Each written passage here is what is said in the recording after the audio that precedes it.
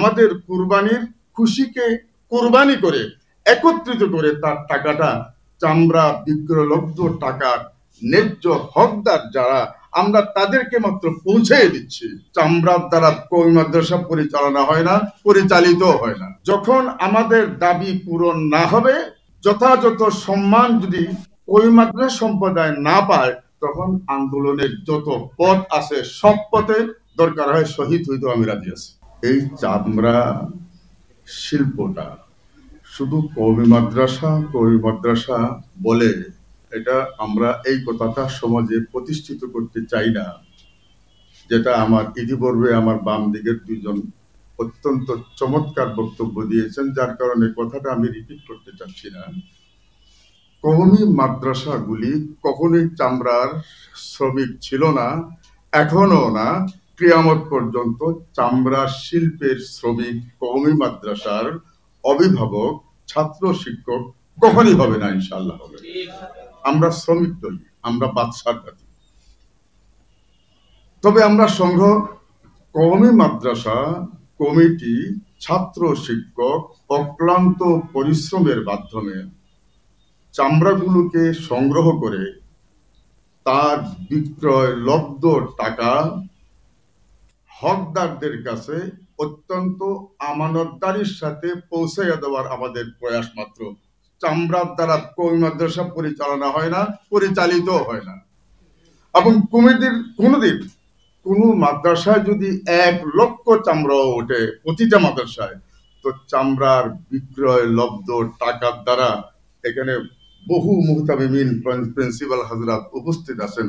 চামড়ার বিক্রি পয়সা দিয়ে আপনারা কেউ মাদ্রাসা পরিচালনা করেন? আমি তো করি না, আপনারা কেউ করেন? আমাদের কাজটা কি?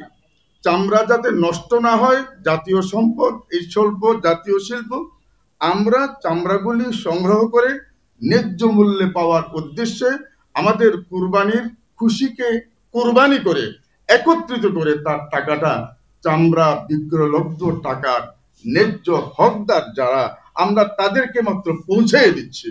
এর মাধ্যমে চামড়াটাও সংরক্ষিত হচ্ছে, যার কারণে এটা শুধু কওমি মাদ্রাসার ক্ষতি হচ্ছে না, দেশ, জাতি, সম্পদ, সমাজ, মানসিকতা, রাষ্ট্র, সার্বভৌমত্ব সব জায়গায় তার রিয়াকশন হচ্ছে। নাম্বার 2, আমরা যাদের কাছ থেকে ক্ষতিপূরণ চাচ্ছি আর ভবিষ্যৎ যে পরিকল্পনা প্রণয়ন করব, যাদের কাছে আমরা ক্ষতিপূরণ চাচ্ছি এবং এই অন্যায়ের সাথে যারা জড়িত তাদের শাস্তি আমরা চাচ্ছি, এই কথাটা আরো বলবৎ করে সুচিন্তিত পন্থায় আমি ডন্ট মাইন্ড প্লিজ, আমি এই মুহূর্তে কওমি মাদ্রাসার কোন শত্রু বর্তমান সরকারকে আমি মনে করি না, এখনো বানাবো না। বানাবো তখন যখন আমাদের দাবি পূরণ না হবে, যথাযথ সম্মান যদি কওমি মাদ্রাসা সম্প্রদায় না পায়, তখন আন্দোলনের যত পথ আছে সব পথে দরকার হয় শহীদ হইতেও আমি রাজি আছি।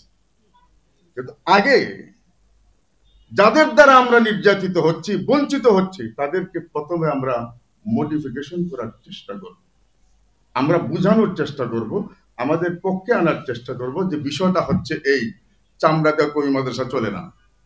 এই জন্য এই মুরব্বী অত্যন্ত চমৎকার কয়েকটা প্রস্তাবনা করেছেন। একটা ডেলিগেট, একটা প্রতিনিধি দল নির্ধারণ করে 1 বার 2 বার না, যাদের সাথে বসার প্রয়োজন তাদের সাথে আমরা বারবার বসবো এবং তাতে আমরা বেফাককেও ইন করাবো। এটা শুধু আঞ্চলিক ব্যাপার নয়, এটা একটা জাতীয় ব্যাপার। উপসংহারে 2008 সন থেকে আমরা চামড়ার জন্য ন্যায্য মূল্যের জন্য মুফতি ফজলুল হক আমির সাহেব রহমতুল্লাহ আলাইহি, আমাদের প্রবন্ধ উপস্থাপক হযরত মাওলানা ফজলুল করিম কাসেমী সাহেব উপস্থিত আছেন, উনি সাক্ষী।